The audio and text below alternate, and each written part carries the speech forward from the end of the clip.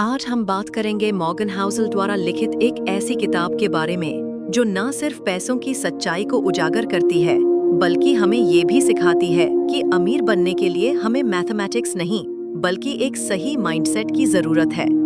जी हाँ, हम बात कर रहे हैं द साइकोलॉजी ऑफ मनी की। इस बुक को हल्के में लेने की गलती मत करना, क्योंकि ये बुक हमें ये समझाती है कि पैसे के साथ हमारा बर्ताव कितना पर्सनल और साइकोलॉजिकल होता है। और अगर आपने इस वीडियो को ध्यान से सुना और समझा तो यकीन मानिए, पैसा कमाना और उसे संभालना आपके लिए एक गेम जैसा हो जाएगा। तो चलिए शुरू करते हैं इस बुक की detail journey, chapter by chapter. आप देख रहे हैं माइंडसेटपीडिया, जहां हर पन्ना खोलता है एक नए माइंडसेट का दरवाजा, क्योंकि दिमाग का लॉक किताब से होगा unlock. Chapter 1, no one's crazy, कोई भी पागल नहीं होता। अब सोचिए, दो लोग एक ही चीज को दो अलग अलग तरीकों से क्यों देखते हैं? एक इंसान शेयर मार्केट को एक खतरा मानता है, जबकि दूसरा उसे अवसर समझता है। मॉर्गन हाउसल इस चैप्टर में यही कहते हैं कि जब बात पैसे की आती है, कोई भी पागल नहीं होता। हर इंसान अपने खुद के अनुभव, बचपन की सीख और पर्सनल परिस्थितियों के हिसाब से पैसों को देखता है। अगर किसी ने 2008 का फाइनेंशियल क्रैश देखा है, तो वो कभी भी ज्यादा रिस्क नहीं लेगा। वहीं जिसने वो दौर नहीं देखा, वो बेझिझक इन्वेस्ट करेगा। इसलिए हमें ये समझना होगा कि हम सबका मनी बिहेवियर यूनिक है। कोई भी स्ट्रैटेजी यूनिवर्सल नहीं होती। दूसरों के डिसीजंस को जज करने से पहले हमें ये समझना चाहिए कि हर किसी का पैसा और उसके साथ का रिश्ता पर्सनल होता है। इस चैप्टर का मेन मैसेज ये है, पैसा लॉजिक से नहीं, इमोशन से चलता है। और अगर आप दूसरों को पागल कह रहे हो तो शायद आप उनकी स्टोरी नहीं जानते। तो नेक्स्ट टाइम जब कोई आपको पैसे को लेकर अलग राय दे, तो सुनिए, क्योंकि शायद वो आपके मुकाबले एक अलग दुनिया में बड़ा हुआ है। चैप्टर 2, लक एंड रिस्क, किस्मत और रिस्क का खेल। इस चैप्टर की शुरुआत एक बहुत ही इंटरेस्टिंग सवाल से होती है। क्या सिर्फ मेहनत से ही हम अमीर बन सकते हैं, या फिर उसमें किस्मत का भी बड़ा रोल होता है? मॉर्गन हाउसल हमें बताते हैं कि पैसों की दुनिया में किस्मत और रिस्क दोनों जुड़वा भाई हैं। दोनों दिखते नहीं, लेकिन दोनों का असर गहरा होता है। उदाहरण के लिए, बिल गेट्स का स्कूल अमेरिका के उन कुछ गिने चुने स्कूलों में से था जहां कंप्यूटर की सुविधा थी। क्या वो बहुत टैलेंटेड थे? बिल्कुल, लेकिन क्या उन्हें एक रेयर अपॉर्चुनिटी भी मिली थी? हाँ, और वो किस्मत थी। दूसरी तरफ उसी स्कूल में पढ़ने वाला एक और बच्चा, केंट एवंस, जो उतना ही टैलेंटेड था, एक एक्सीडेंट में मारा गया। वो रिस्क था। इस चैप्टर का पावरफुल मैसेज है, सक्सेस को सिर्फ मेहनत का नतीजा मानना गलत है और फेलियर को सिर्फ बेवकूफी का। हमें अपने साथ साथ दूसरों की फाइनेंशियल जर्नी को भी एक ब्रॉडर लेंस से देखना चाहिए। तो जब भी आप किसी की अमीरी देखो या गरीबी पर जजमेंट पास करो, तो याद रखो, हर कहानी के पीछे किस्मत और रिस्क की इनविजिबल ताकत भी होती है। चैप्टर 3, नेवर इनफ, कभी भी काफी नहीं होता।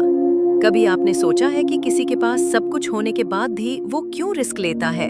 क्यों कई लोग अपनी मेहनत से सब कुछ कमाने के बाद भी एक गलती कर बैठते हैं जो सब कुछ तबाह कर देती है? इस चैप्टर में मॉर्गन हाउसल कहते हैं, इनफ यानी संतोष एक बहुत अंडरवैल्यूड चीज है। बहुत सारे लोग इसलिए फेल होते हैं क्योंकि उन्हें कभी लगता ही नहीं कि उनके पास काफी है। वो और ज्यादा और तेज और ऊंचा पाने की होड़ में लगे रहते हैं और वहीं पर गलती हो जाती है। एक एग्जाम्पल दिया गया रजत गुप्ता और बर्नी मैडॉफ का। ये वो लोग थे जो पहले से ही सुपर सक्सेसफुल थे, लेकिन ग्रीड की वजह से सब कुछ खो बैठे। हाउसल हमें सिखाते हैं कि पैसा कमाने से ज्यादा जरूरी है ये जानना कि कब रुकना है। इस चैप्टर का मेन मैसेज है, रिस्क वही है जो आपको ऐसे किसी चीज के लिए सब कुछ दांव पर लगाने पर मजबूर कर दे जिसकी आपको जरूरत ही नहीं थी। तो अगली बार जब आप सोचे कि बस थोड़ा और, तो खुद से पूछिए, क्या वाकई में वो थोड़ा और आपकी खुशी और शांति के लायक है? चैप्टर 4, कंफाउंडिंग कॉम्पाउंडिंग, जादू कंपाउंडिंग का। आपने कॉम्पाउंड इंटरेस्ट के बारे में तो सुना ही होगा, लेकिन क्या आपने इसे जीवन का 8वां अजूबा माना है? मॉर्गन हाउसल इस चैप्टर में हमें बताते हैं कि असली वेल्थ बनाने का राज है धैर्य और समय। हाउसल कहते हैं कि वॉरेन बफेट की सक्सेस का असली कारण उनका बिजनेस स्किल नहीं, बल्कि उनकी उम्र और धैर्य है। उन्होंने 10 साल की उम्र में इन्वेस्टिंग शुरू की और 80 साल से ऊपर की उम्र तक बिना रुके उसे कंटिन्यू किया। मतलब कंपाउंड इंटरेस्ट तभी अपना जादू दिखाता है जब आप उसे लंबे समय तक चलने देते हैं। लेकिन आजकल की दुनिया में पेशेंस सबसे बड़ी कमी है। हम सब जल्दी रिटर्न्स चाहते हैं, क्विक प्रॉफिट्स चाहते हैं, लेकिन असली अमीरी धीरे धीरे बनती है।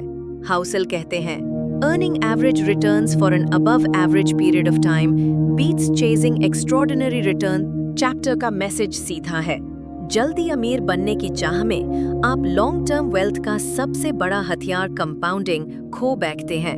इसलिए स्मार्ट बनने से ज्यादा जरूरी है थोड़ा स्लो लेकिन स्टेडी बनना। Chapter 5, getting wealthy versus staying wealthy. अमीर बनना बनाम अमीर बने रहना। इस चैप्टर में मॉर्गन हाउसेल हमें एक बहुत इंपॉर्टेंट डिस्टिंक्शन समझाते हैं। पैसा कमाने के लिए आपको साहस चाहिए, लेकिन उसे बनाए रखने के लिए आपको डर चाहिए। यस, डर यानी कॉशन यानी ह्यूमिलिटी। बहुत से लोग बोल्ड डिसीजंस लेकर पैसा कमा लेते हैं, रिस्क लेकर, इन्वेस्टमेंट्स करके, बोल्ड मूव्स के साथ। लेकिन वही लोग अगर ओवर कॉन्फिडेंस में आ जाएं या ये मान ले कि अब तो कभी हार नहीं होगी, तो वो सब कुछ गंवा बैठते हैं। हाउसेल यहाँ 3 खास क्वालिटीज को अमीर बने रहने की कुंजी बताते हैं। हम्बल रहना, ये मानना कि आप हर बार सही नहीं हो सकते। पैरानोया रखना यानी थोड़ा डर जो आपको ओवर रिस्क लेने से रोके। मार्जिन ऑफ सेफ्टी, हमेशा ऐसा प्लान रखना जिसमें गलती की भी गुंजाइश हो। इस चैप्टर का पावरफुल मेजिंग इस मैसेज है, आपको हर बार सही होने की जरूरत नहीं है, बस इतना करना है कि जब आप गलत हों तब वो नुकसान आपको बर्बाद ना कर दे। तो दोस्तों, अगली बार जब आप कोई बड़ा फाइनेंशियल डिसीजन लें तो खुद से सिर्फ एक सवाल पूछिए, क्या मैं बस अमीर बनना चाहता हूँ या हमेशा के लिए अमीर रहना चाहता हूँ। Chapter 6, tells you win. आखिरी की जीत बड़ी जीत। क्या आप जानते हैं कि बड़े से बड़ा इन्वेस्टर भी हर बार सही नहीं होता। मॉर्गन हाउसेल इस चैप्टर में हमें ये समझाते हैं कि सक्सेस अक्सर बहुत कम डिसीजंस या इन्वेस्टमेंट्स की वजह से आती है, बाकी सब तो बस एवरेज या फेल होते हैं। इस कॉन्सेप्ट को वो कहते हैं टेल इवेंट्स, यानी रेयर बट पावरफुल आउटकम्स। जैसे एक शेयर जो एक्सप्लोड कर जाए या एक आइडिया जो अरबों की कंपनी बना दे। बाकी 90% चीजें फेल भी हो जाएं तो कोई फर्क नहीं पड़ता। अगर आपकी 10% टेल्स स्ट्रॉन्ग है तो वही आपका गेम बना देंगी। Example, Amazon। जेफ बेजोस की सैकड़ों आइडियाज में से बहुत सारे फेल हुए, लेकिन कुछ रेयर वंस ने कंपनी को अरबों डॉलर तक पहुंचा दिया। इसलिए हाउसेल कहते हैं, आपको हर बार सही होने की जरूरत नहीं, बस कुछ बार जबरदस्त सही होना चाहिए। इस चैप्टर का एक और गहरा मैसेज है, अगर आप छोटी छोटी हार से डर गए और बीच में ही रुक गए तो आप उसे एक बड़ी जीत तक कभी पहुंच ही नहीं पाएंगे। तो दोस्तों, अगर आपको कुछ आइडियाज फेल होते दिखें तो घबराइए मत, हो सकता है अगली बार आपकी बारी हो और टेल्स में आप जीत जाएं। चैप्टर 7, फ्रीडम सबसे बड़ी दौलत है, आजादी। अब आप सोचिए, क्या आप सच में अमीर हैं अगर आपके पास खुद का टाइम नहीं है? इस चैप्टर में मॉर्गन हाउसेल हमें सिखाते हैं कि सच्ची दौलत सिर्फ पैसों में नहीं होती, बल्कि उस आजादी में होती है जो पैसा आपको दे सकता है। यानी कब काम करना है, किसके साथ काम करना है, कितने घंटे काम करना है। अगर ये सब फैसले आप खुद नहीं ले सकते तो करोड़ों की सैलरी भी आपको अमीर नहीं बनाती। हाउसेल का मानना है कि ज्यादातर लोग पैसा इसलिए कमाते हैं ताकि वो दूसरों को इम्प्रेस कर सकें। बड़ी गाड़ी, बड़ा घर, महंगे कपड़े, लेकिन असली लग्जरी है अपने टाइम पर अपना कंट्रोल। इस चैप्टर का कोर मैसेज है, doing what you want, when you want, with whom you want, for as long as you want, is the highest dividend money pays. तो अगर पैसा आपकी आजादी नहीं बढ़ा रहा, बल्कि आपकी जिंदगी को और ज्यादा बंधनों में डाल रहा है, तो सोचिए, आप पैसा कमा रहे हैं या अपनी आजादी खो रहे हैं। Chapter 8, man in the car paradox. गाड़ी वाला इंसान कौन? इस चैप्टर की शुरुआत होती है एक बहुत ही रिलेटेबल सीन से। एक महंगी कार में बैठा आदमी सड़क पर निकलता है और हम उसे देखकर सोचते हैं, क्या लाइफ है यार। लेकिन हाउसेल कहते हैं, हम असल में उस इंसान को एडमायर नहीं कर रहे होते, हम खुद को उसकी जगह पर इमेजिन कर रहे होते हैं। यानी हमें उसकी गाड़ी अच्छी लगती है, उसका स्टेयर्स अच्छा लगता है, लेकिन उस इंसान के लिए हमारे मन में कोई खास इज्जत नहीं होती। और यही आता है man in the car paradox. लोग उस इंसान को एडमायर नहीं करते जो अमीर दिखता है, बल्कि वो खुद वैसा बनना चाहते हैं। इसका मतलब, अगर आप पैसा सिर्फ दूसरों को इम्प्रेस करने के लिए कमा रहे हो, तो आप शायद कभी सेटिस्फैक्शन नहीं पाएंगे। लोग आपकी चीजें देखकर इंस्पायर्ड तो होंगे, लेकिन शायद आपको नोटिस भी ना करें। इस चैप्टर का गहरा मैसेज है, रिस्पेक्ट खरीदी नहीं जाती, कमाई जाती है, और वो भी कैरेक्टर से, ना कि कार से। तो अगली बार जब आप सोचें कि ये चीज लेकर लोग मेरी तारीफ करेंगे, तो खुद से पूछिए, क्या आप सच में तारीफ चाहते हैं या सिर्फ ध्यान? Chapter 9, wealth is what you don't see. दौलत वो होती है जो दिखती नहीं।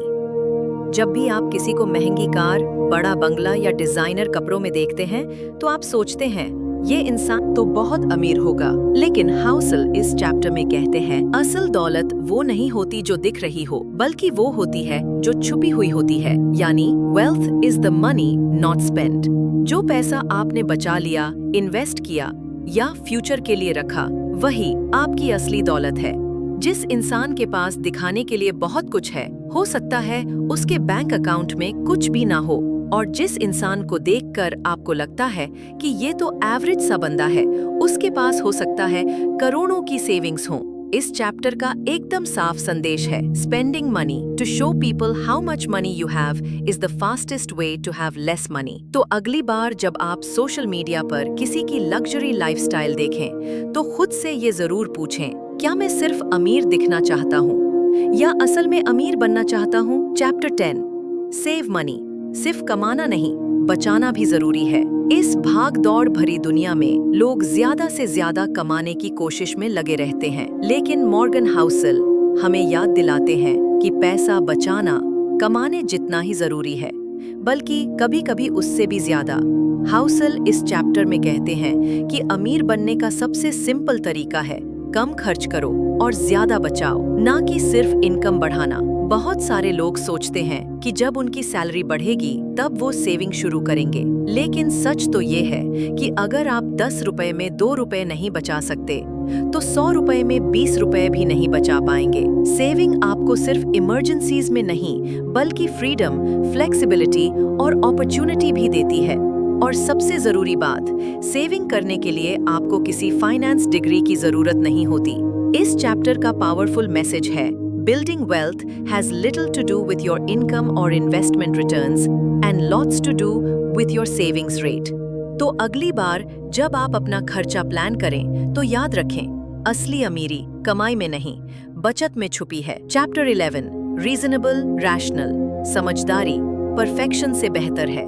हम सबने सुना है कि पैसा कमाने के लिए लॉजिकल और रैशनल होना जरूरी है, लेकिन हाउसल कहते हैं, पैसे के मामलों में एक 100% रैशनल होने की जरूरत नहीं, बस रीजनेबली स्मार्ट होना काफी है। यानी आप अगर हर डिसीजन मैथमेटिकली परफेक्ट नहीं भी लेते, लेकिन वो डिसीजन आपकी लाइफ के हिसाब से सेंसिबल और प्रैक्टिकल है, तो वही लॉन्ग टर्म में आपको अमीर बना सकता है। उदाहरण के तौर पर, हो सकता है SIP या म्यूचुअल फंड्स में इन्वेस्ट करना मैथमेटिकली उतना रिवॉर्डिंग ना हो जितना किसी हाई रिस्क वेंचर में इन्वेस्ट करना, लेकिन अगर वो आपको रात को चैन से सुलाता है, तो वही आपके लिए सही है।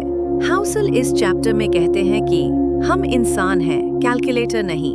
हमारी इमोशंस, फैमिली, गोल्स और फियर्स सब मिलकर हमारी फाइनेंशियल डिसीजंस को शेप करते हैं। इसलिए हमें हर चीज को लॉजिक से नहीं, थोड़ी समझदारी और भावनात्मक संतुलन से भी देखना चाहिए। इस चैप्टर का गहरा मैसेज है, the best financial plan is the one that helps you sleep well at night, not the one that just looks good on Excel sheets. Chapter 12, surprise. पैसा और जिंदगी हमेशा प्लान के मुताबिक नहीं चलते। इस चैप्टर में मॉर्गन हाउसल हमें एक सच्चाई से रूबरू कराते हैं, फाइनेंस की दुनिया में फ्यूचर को पूरी तरह से प्रिडिक्ट करना नामुमकिन है, क्योंकि ज्यादातर बड़ा बदलाव अचानक आता है, जैसे कोई महामारी, युद्ध, टेक्नोलॉजी में क्रांति या मार्केट क्रैश। हाउसल बताते हैं कि इतिहास को देखकर हम भविष्य के लिए सबक तो ले सकते हैं, पर ये मान लेना कि आने वाला वक्त भी वैसा ही होगा, बहुत बड़ी भूल है। उदाहरण के लिए 2008 का फाइनेंशियल क्राइसिस, 2020 की महामारी या बिटकॉइन की राइज, ये सब चीजें बहुतों के लिए सरप्राइज थीं। और जिन्होंने सिर्फ पुराने डेटा पर भरोसा किया, उन्हें बड़ा नुकसान हुआ। इसलिए हाउसल का कहना है, आपकी फाइनेंशियल प्लानिंग में फ्लेक्सिबिलिटी जरूरी है। आपको ये मानकर चलना होगा कि कभी भी कोई चौंकाने वाली चीज हो सकती है और उसके लिए तैयार रहना ही असली बुद्धिमानी है। इस चैप्टर का कोर मैसेज है, planning is important, but the most important part of every plan is to plan on the plan, not going according to plan. तो अगली बार जब आप अपना बजट या इन्वेस्टमेंट स्ट्रैटेजी बनाएं, तो उसमें अनसर्टेनिटी बफर जरूर जोड़ें, क्योंकि जिंदगी हमेशा हमारे हिसाब से नहीं चलती। चैप्टर 13, रूम फॉर एरर, अपनी गलतियों की गुंजाइश रखना जरूरी है। मॉर्गन हाउसल इस चैप्टर एक बहुत जरूरी कॉन्सेप्ट को सामने लाते हैं। भले ही आप प्लानिंग में परफेक्ट हों, लेकिन हर फाइनेंशियल डिसीजन में आपको थोड़ी गुंजाइश जरूर छोड़नी चाहिए। क्यों? क्योंकि दुनिया अनप्रेडिक्टेबल है। स्टॉक मार्केट गिर सकती है, जॉब चली जा सकती है, हेल्थ इश्यूज आ सकते हैं, और अगर आपकी स्ट्रैटेजी में जरा भी लचीलापन नहीं है, तो एक छोटी सी गड़बड़ी आपको बर्बादी की कगार पर पहुंचा सकती है। हाउसल इसे कहते हैं मार्जिन ऑफ सेफ्टी, यानी ऐसा प्लान बनाओ जो तभी भी टिके जब हालात बिगड़ जाएं, जैसे इमरजेंसी फंड रखना, कंजर्वेटिव रिटर्न्स एक्सपेक्ट करना, ज्यादा उधार लेने से बचना, अपने गोल्स तक पहुंचने के लिए थोड़ा एक्स्ट्रा टाइम का बफर रखना इस चैप्टर का सीधा संदेश है। असली समझदारी तब है जब आप मानकर चलते हैं कि आप गलत हो सकते हैं और फिर भी आपका प्लान मजबूत बना रहे। तो याद रखिए, पैसा कमाना स्किल है, लेकिन उसे बचा पाना, तब भी जब दुनिया डगमगा रही हो, वो असली आर्ट है। इस चैप्टर में मॉर्गन हाउसल एक बहुत गहरी बात करते हैं। हम सोचते हैं कि आज जो हमें पसंद है, आज जो हमें चाहिए, वही चीजें हम हमेशा चाहेंगे, लेकिन सच्चाई ये है कि हम बदलते रहते हैं। आप अभी जो फाइनेंशियल गोल्स का नजरिया बना रहे हैं, जैसे एक लग्जरी कार, बड़ा घर या 50 की उम्र में रिटायर होना, हो सकता है 10 साल बाद आपकी प्रायोरिटीज बिल्कुल अलग हो जाएं। लेकिन अगर आपने आज ही इन फ्यूचर डिजायर्स को फिक्स मान लिया और उनके पीछे पूरी जिंदगी लगा दी, तो क्या होगा जब आप खुद ही बदल गए? हाउसल इसे कहते हैं द इल्यूजन ऑफ परमानेंस, यानी ये भ्रम कि आपकी सोच और चाहतें हमेशा वैसी ही रहेंगी। इसलिए फाइनेंशियल प्लानिंग करते समय हमेशा थोड़ा फ्लेक्सिबल सोचिए। कोशिश कीजिए कि आपके गोल्स ऐसे हों जो बदलती सोच के साथ एडजस्ट हो सकें, न कि आपको बंधन में डाल दें। इस चैप्टर का पावरफुल मैसेज है, Avoid the trap of locking yourself into a future that your future self may not even want.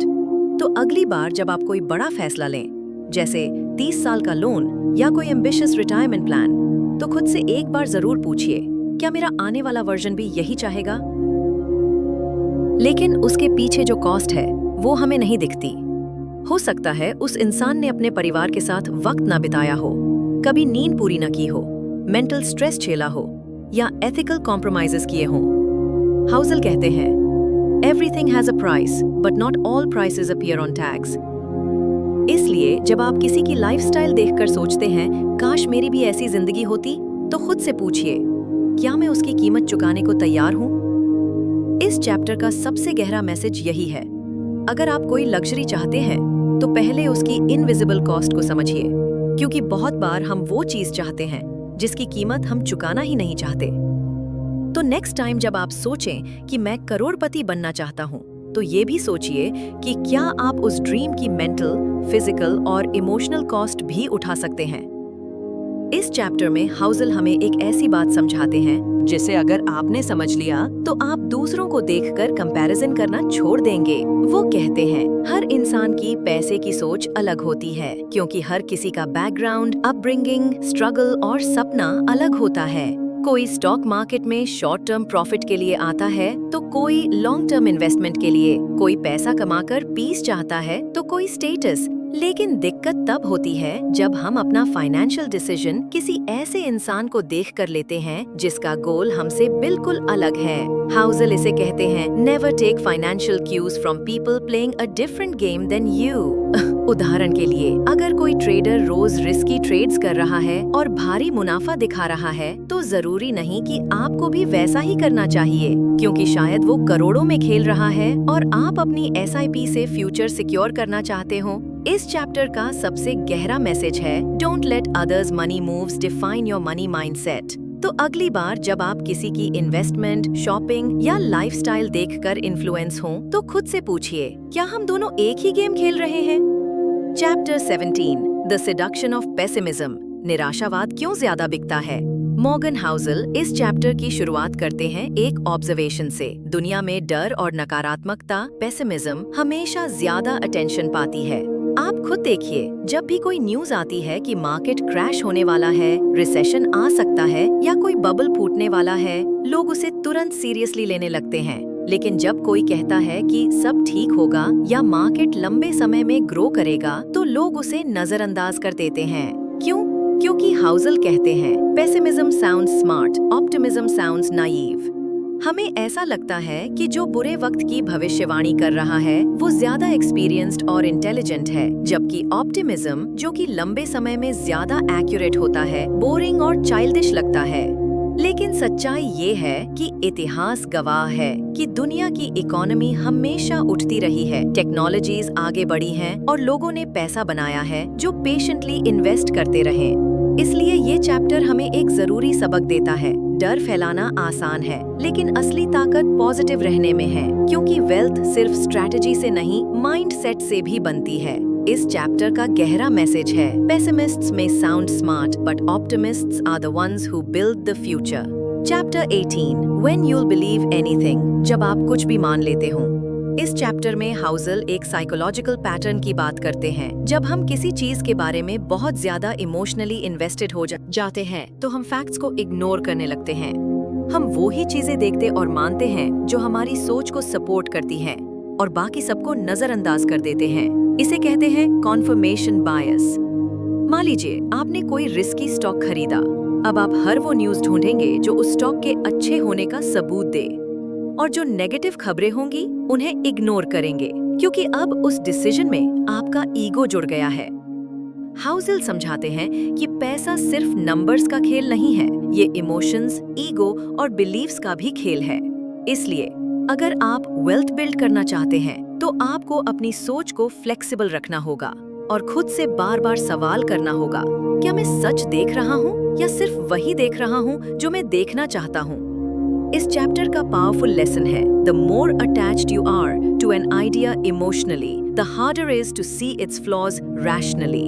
तो अगली बार जब आप किसी फाइनेंशियल डिसीजन पर स्ट्रांगली बिलीव करें, तो खुद से एक बार ऑनेस्टली जरूर पूछें, क्या मैं इसे फैक्ट्स के आधार पर मान रहा हूँ या बस अपने मन की शांति के लिए। चैप्टर 19, ऑल टुगेदर नाउ, पैसा, सोच और व्यवहार का असली संगम। इस चैप्टर में मॉर्गन हाउसल मैड हमें बताते हैं कि अब तक की सारी बातें, जैसे patience, greed, fear, humility, risk taking और लॉन्ग टर्म थिंकिंग, इन सब को अगर हम एक साथ नहीं लाते, तो हम चाहे कितनी भी इनकम कमा लें, अमीरी को सस्टेनेबल नहीं बना सकते। इस चैप्टर की शुरुआत एक कहानी से होती है। रोनाल्ड रीड एक आम सा इंसान जो गैस स्टेशन पर काम करता था और बाद में एक जैनिटर बन गया। उसकी लाइफ में कोई लग्जरी नहीं थी, न फ्लैशी कपड़े, न बड़ी गाड़ी। लेकिन जब उसकी मौत हुई तो दुनिया हैरान रह गई, क्योंकि रोनाल्ड ने लगभग $8 मिलियन की वेल्थ छोड़कर दुनिया से विदा ली। कैसे? उसने डिसिप्लिन, कंसिस्टेंसी और लॉन्ग टर्म इन्वेस्टिंग के सिंपल प्रिंसिपल्स अपनाए, बिना किसी शो ऑफ के। इससे हाउसल हमें एक बहुत बड़ा सबक देते हैं। आपका बिहेवियर आपकी इनकम से ज्यादा मायने रखता है। आप करोड़ों कमाकर भी सब कुछ गंवा सकते हैं और मामूली सैलरी में भी करोड़ों बचा सकते हैं, अगर आपका माइंडसेट और हैबिट्स सही हों। इस चैप्टर का दिल छू लेने वाला संदेश है, financial success is not a hard science, it's a soft skill. तो असली जीत तब है जब हम फाइनेंशियल प्रिंसिपल्स को अपने जीवन में व्यवहार के रूप में उतार पाएं, न कि सिर्फ थियोरी की तरह समझें। चैप्टर 20, कन्फेशंस, लेखक के अपने पैसों की सोच। इस आखिरी चैप्टर में मॉर्गन हाउसल अपने खुद के पर्सनल फाइनेंशियल फिलॉसफी को शेयर करते हैं, और ये बहुत सिंपल, ग्राउंडेड और इंस्पायरिंग है। वो बताते हैं कि उन्होंने और उनकी पत्नी ने एक बहुत ही साधारण लाइफ चुनी है, बिना किसी बड़े घर या महंगी गाड़ी के, ना ही फ्लैशी इन्वेस्टमेंट्स या दूसरों को इम्प्रेस करने वाली चीजें। उनका मानना है, freedom is the ultimate dividend money page. यानी पैसा आपके लिए सबसे बड़ा फायदा तब देता है जब वो आपको अपने टर्म्स पर जीने की आज़ादी देता है, ना कि तब जब आप दूसरों को दिखाने के लिए पैसे की रेस में लगे हों। हाउसल बताते हैं कि उन्होंने रिस्क कम लिया, मॉडरेट रिटर्न्स पर फोकस किया और सिंप्लिसिटी को गले लगाया, क्योंकि उनका असली मकसद था पीस, इंडिपेंडेंस और आडो और जिंदगी के छोटे छोटे पलों का मजा लेना बिना फाइनेंशियल स्ट्रेस के। इस चैप्टर का powerful 30 listing times takeaway है, आपका पैसा आपकी वैल्यूज को रिफ्लेक्ट करना चाहिए, न कि दूसरों की एक्सपेक्टेशंस को। तो जब आप अपने लिए कोई फाइनेंशियल स्टेट गोल सेट करें तो पहले खुद से ये जरूर पूछें, मैं ये क्यों करना चाहती हूँ। कहीं ऐसा तो नहीं कि आप सिर्फ सोसाइटी की दौड़ में शामिल हो गए हैं। यही था द साइकोलॉजी ऑफ मनी का पूरा सार। मॉर्गन हाउसल की ये बुक हमें ये सिखाती है कि पैसा कमाना एक स्किल हो सकता है, लेकिन उसे समझदारी से चलाना, पेशेंस के साथ संभालना और अपने लिए पीस क्रिएट करना वो एक कला है। अगर आपने इस वीडियो को ध्यान से सुना है, समझा है और थोड़ा भी अपने मन में उतारा है, तो यकीन मानिए आपका रिलेशनशिप पैसे से हमेशा के लिए बदल सकता है। अगर आपको ये समरी पसंद आई हो तो लाइक करें, शेयर करें और अपने दोस्तों के साथ जरूर बांटें। और हाँ, माइंडसेटपीडिया को सब्सक्राइब करना ना भूलें, क्योंकि दिमाग का लॉक सिर्फ किताब से होगा अनलॉक। मिलते हैं अगले वीडियो में, तब तक के लिए थैंक्स फॉर वॉचिंग।